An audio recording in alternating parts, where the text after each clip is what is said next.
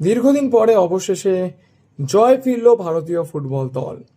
খালিদ জামিলের ছেলেরা আজকের কেরালার কোচিতে তারা ম্যাচ খেলতে নেমেছিল এএফসি এশিয়ান কোয়ালিফায়ার্সের।